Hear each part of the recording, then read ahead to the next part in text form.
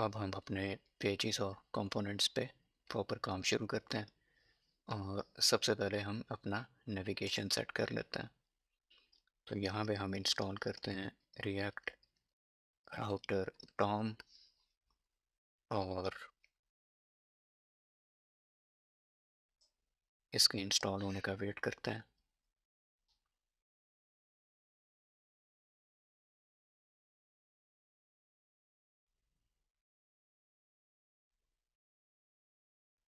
तो react router Tom हमारे पास install हो चुका है। और यहाँ पे हम अपनी जो ऐप है उसका बेसिक लेआउट बना लेते हैं। यहाँ पे हम इंपोर्ट करेंगे ब्राउज़र राउटर, इसके अलावा राउट्स और राउट, और ये सारा आएगा हमारे पास रिएक्ट राउटर डॉम में से। और यहाँ पे जो हमारे पास रिटर्न में डमी कंटेंट था, इसको हम रिमूव कर देते हैं। और यहाँ पे टॉप लेवल पे हमारे पास एक डिव होगी। डिव में हमारे पास ब्राउज़र राउटर, और ब्राउज़र राउटर में हमारे पास एक और डिव होगी।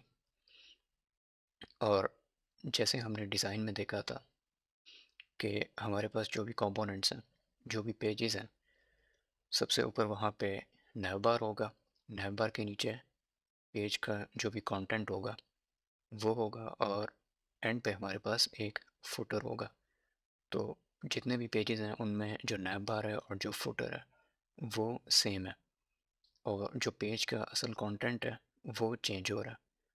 और यहाँ पे हम नैव बार कंपोनेंट को रेंडर करवा लेंगे, और एंड में हमारे पास फुटर आ जाएगा।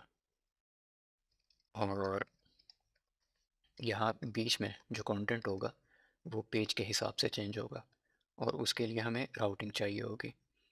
तो हमारा जो राउट होगा वो जिस पाथ के ऊपर होगा, हमारा हम जिस राउट के ऊपर हैं उस राउट के लिए हमने जो कंपोनेंट सेट किया हुआ है, जो पेज हमने सेट किया हुआ है, हमारे पास वो वाला पेज आ जाएगा। और इस सारे को सेट करने के लिए हमें यहाँ पे अपने राउट्स की एक लिस्ट देनी पड़ेगी। तो यहाँ पे हम करेंगे राउट्स, और यहाँ पे हमारे जो भी राउट्स हैं वो हम बारी बारी करके उनको डिफ़ाइन करेंगे। अभी के लिए यहाँ हम सिर्फ एक राउट देते हैं, और इसको हम सेट करेंगे। हम ये जो राउट है ये सेट होगा जब हमारा पाथ है इंडेक्स, और इसको हमने एग्जैक्ट करना है। और यहाँ पे जो हमारा एलिमेंट है वो रेंडर होना चाहिए हमारा होम पेज। और अभी हम जल्दी से ये जो होम पेज है और जो हमारा फुटर कंपोनेंट है इसको हम बना लेते हैं। यहाँ पे कंपोनेंट्स में हम एक नया फोल्डर बनाते हैं, और इसको मैं कहता हूँ फुटर। और फुटर में हम एक JSX फाइल बनाएंगे जिसमें हमारा कंपोनेंट होगा, और यहाँ पे हमारा फंक्शन होगा फुटर। और इसमें हम रिटर्न करवा देते हैं एक div, और यहाँ पर div की जगह हम एक p टैग रिटर्न करवा देते हैं। और इस p टैग में हम कर देते हैं कॉइन पाउंड्स 2023, और कॉपीराइट के सिंबल के लिए हम HTML में यूज़ कर सकते हैं एंड कॉपी सेमीकोलन। और यहाँ से इसको हम एक्सपोर्ट कर देंगे। अब हमारे पास एक बेसिक सा फुटर आ चुका है, और थोड़ी सी देर में हम इसकी स्टाइलिंग पे बात करेंगे। और यहाँ पे हम पेज बना लेते हैं अपना, जो होम पेज है जो हमने इस पाथ पे सेट किया। और यहाँ पे सोर्स में हम एक नया फोल्डर बनाते हैं पेजेस के लिए, और यहाँ पे हम एक फ़ोल्डर बनाएंगे होम का। और इस होम के फोल्डर में हम एक फ़ाइल बनाते हैं home.jsx, और यहाँ पे होम का सारा कोड होगा। अभी के लिए हम यहाँ पे बिल्कुल एक सिंपल प्लेस होल्डर सा बनाएंगे। यहाँ पे हम रिटर्न करवा देते हैं एक डिव, और डिव में होम पेज कर देते हैं और इसको हम एक्सपोर्ट कर देते हैं। थोड़ी देर में हम वापस आके इनको प्रॉपर अपनी शेप देंगे। अभी हम लेआउट वगैरह सेट कर लेते हैं और यहाँ पे हम इन दोनों को इंपोर्ट कर लेते हैं। Import footer from components footer और import home from pages, pages में होम और वहाँ पे होम।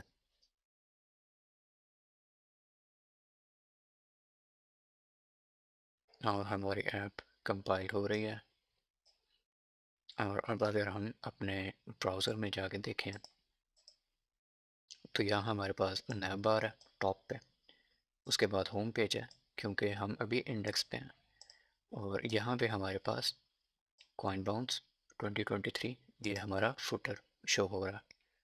और अगर होम पेज का हम जो पाथ है उसको चेंज करके होम कर दें, और अब अगर हम अपने ब्राउज़र पे जाएं तो हमें होम शो नहीं हो रहा। अगर हम यहाँ पे अपने पाथ को चेंज करें और हम यहाँ पे करें होम, तो अब हमें होम पेज शो हो रहा।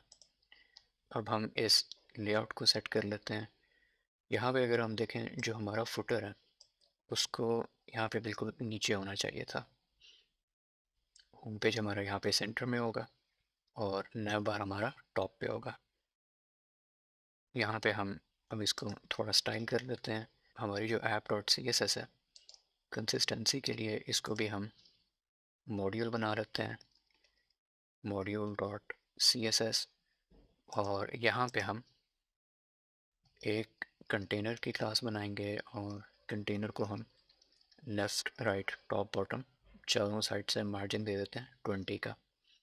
और ये जो कंटेनर होगा ये हमारा टॉप लेवल पे जो डिव है ये उसकी क्लास होगी। इधर हम क्लास नेम देंगे स्टाइल्स डॉट कंटेनर, और यहाँ पे हमें स्टाइल्स इंपोर्ट करने पड़ेंगे। Styles from app dot module dot C S S. अब अगर हम वापस अपनी ऐप को देखें और इसको मैं रिफ़्रेश कर लेता हूँ, तो यहाँ पे हमें मार्जिन शो नहीं हो रहा है। अगर हम वापस आएँ और इसका जो क्लास नेम है वो है कंटेनर, इस फाइल को हम सेव करना भूल गए थे। अगर मैं इसको सेव करूं और यहाँ पे हम देखें तो हमें 20 पिक्सल्स का जो मार्जिन है वो मिल चुका है। और हमारा जो होम पेज है उसको मैं वापस सेट कर देता हूँ इंडेक्स पे। और हमारे पास जो इनर डिव है यहाँ पे भी हम एक क्लास रख लेते हैं। इसको हम नाम देते हैं स्टाइल्स डॉट लेआउट का। और यहाँ पे अगर हम अब देखें तो हमारा जो नैब बार है वो टॉप पे है, जो हमारा फुटर है वो एंड में है, और जो होम पेज है वो सेंटर में है। तो ये जो कंटेंट है इसको हमने मैक्सिमम अवेलेबल जो हमारी हाइट है वो देनी है, और इसके बाद बिल्कुल यहाँ पे नीचे हमारा फुटर आना चाहिए। तो उसके लिए हम यहाँ पे एक और क्लास सेट कर देते हैं, और हमारा जो भी एलिमेंट होगा उसको हम यहाँ पे एक डिव में रखेंगे। और डिव में हमारी क्लास होगी स्टाइल्स डॉट मेन, और मेन क्लास को हम फ्लेक्स दे देंगे 1 का। और इससे होगा ये कि जो बाकी जितने भी एलिमेंट्स हैं वो अपने कंटेंट के हिसाब से एरिया लेंगे, और बाकी जो एरिया बच जाएगा वो सारा इस मेन एलिमेंट में आ जाएगा। इस मेन में जो भी कंपोनेंट होगा, जो भी पेज होगा, वो सब एरिया वो चीज़ कवर कर लेगी। और अब अगर हम देखें तो हमारा जो फुटर है वो बिल्कुल एंड में चला गया। यहाँ पे जो हमारा ऐप कंपोनेंट है ये ऑलमोस्ट हम इस पे काम कर चुके हैं। अब हम अपने नैव बार को प्रॉपर शेप दे देते हैं। यहाँ पे हम अपने नैव बार में चलते हैं और नैव बार में हम ये जो भी कंटेंट है इसको हटा देते हैं।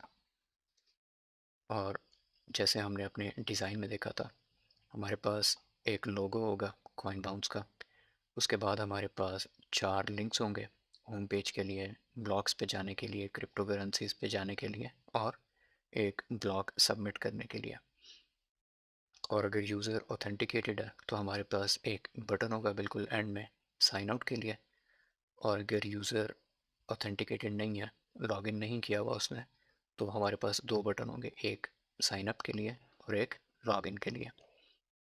यहाँ पे हम इंपोर्ट कर लेते हैं nav लिंक, और nav लिंक की जगह हम लिंक भी यूज़ कर सकते हैं, लेकिन nav लिंक से हमारी जो स्टाइलिंग है वो थोड़ी आसान हो जाती है।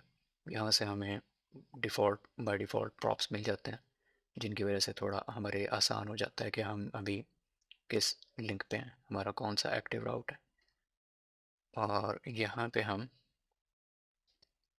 एक फ्रेगमेंट यूज़ करेंगे क्योंकि हमारे पास टॉप लेवल में 2 कंपोनेंट्स हैं, एक नैव और एक हमारे पास सेपरेटर के लिए डिव होगा। तो हमें टॉप लेवल पे एक फ्रेगमेंट यूज़ करना पड़ेगा क्योंकि टॉप पे हमारे पास सिर्फ एक कंपोनेंट हो सकता है। यहाँ पे हम एक नैव का सिमेंटिक टैग यूज़ करेंगे और यहाँ पे हमारे पास एक डिव आ जाएगा। और अब हम नैव में काम शुरू करते हैं। यहाँ पे जो हमें क्लास चाहिए होगी उसको हम नाम दे देते हैं नैव बार का। और यहाँ पे हमें स्टाइल्स इंपोर्ट करने पड़ेंगे, import styles from navbar dot module dot css। और यहाँ जो हमारे navbar में आइटम्स होंगे हम वो मेंशन कर लेते हैं। सबसे पहले हमारे पास होगा लोगो। लोगो के बाद हमारे पास 4 ऑप्शंस होंगी 4 पेजेस पे जाने के लिए, और एंड में हमारे पास कुछ बटन्स होंगे। यहाँ पे हम करेंगे nav लिंक, और इस nav लिंक में होगा कॉइन बाउंस। और इसी को अगर मैं कॉपी करके नीचे पेस्ट करूँ, दूसरे नंबर पे होगा हमारे पास होम, उसके बाद होगा क्रिप्टो करेंसीज जिसमें हमारा टेबल आएगा, और यहाँ पे हमारे पास होगा ब्लॉग्स, और यहाँ होगा सबमिट अ ब्लॉग। और उसके बाद हमारे पास 2 बटन्स होंगे अगर यूज़र ऑथेंटिकेट नहीं हुआ हुआ, और अगर ऑथेंटिकेट हो, और इसके बाद हमारे पास बटन होंगे नैब लिंक, और यहाँ पे होगा साइन इन, और यहाँ पे होगा sign out. What the fuck am I saying? और इसके बाद हमारे पास बटन होंगे, तो हमारे पास होगा नैव लिंक लॉगिन, और उसके साथ हमारे पास होगा नैव लिंक साइन अप। अब अगर हम अपने नैव बार को देखें तो ये हमारे पास एक लाइन में आ चुके हैं। अब हम इन पे थोड़ी स्टाइलिंग अप्लाई कर लेते हैं, और यहाँ पे हम अपने CSS में आएंगे, और जो हमारा टॉप लेवल पे नैव बार का क्लास है उसके लिए जो स्टाइल्स हैं वो यहाँ मैंने लिख के रखे हुए हैं, तो मैं वहीं से ये स्टाइल्स यहाँ पे लिख लेता हूँ। यहाँ पे हमारे पास जो डिस्प्ले होगा वो होगा फ्लेक्स, तो सारे आइटम्स हमारे पास एक रो में आ जाएंगे। उसके अलावा जस्टिफाई कंटेंट होगा स्पेस अराउंड, तो हमें साइड से थोड़ी सी पैडिंग से मिल जाएगी।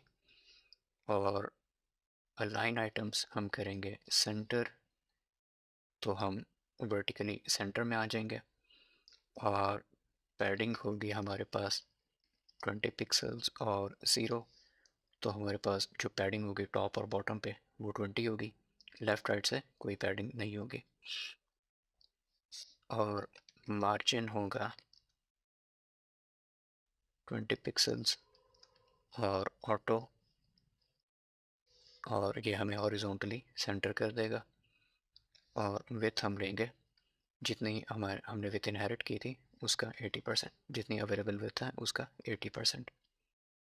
और अब अगर हम वापस जाके अपने नैव बार को देखें तो ये थोड़ा सा शेप में आ चुका है।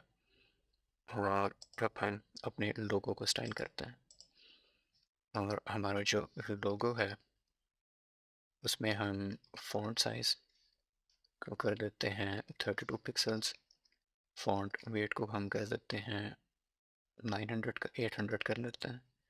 और यहाँ पे ये क्लास हमें मेंशन करनी पड़ेगी।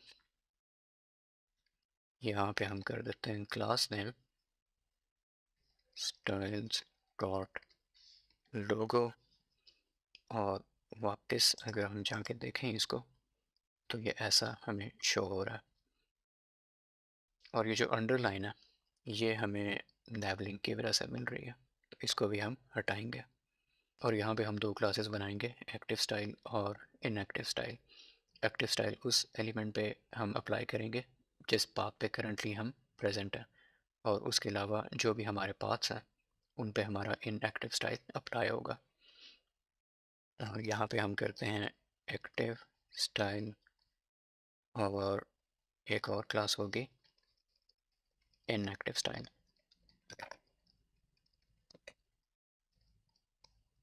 और एक्टिव स्टाइल में होगा हमारे पास कलर, और कलर होगा 3861FP। और फॉन्ट साइज होगा हमारा 22 पिक्सल्स, और फॉन्ट वेट होगा हमारा बोल्ड। और जो हमारा इनएक्टिव स्टाइल है उसमें हमारी टेक्स्ट डेकोरेशन नन हो जाएगी, तो हमारी जो अंडरलाइन है वो शो नहीं होगी। इसके अलावा फ़ॉन्ट साइज़ हमारा 22 पिक्सल्स ही रहेगा, और फॉन्ट वेट बोल्ड ही रहेगा। और अब हम इनको अप्लाई कर लेते हैं।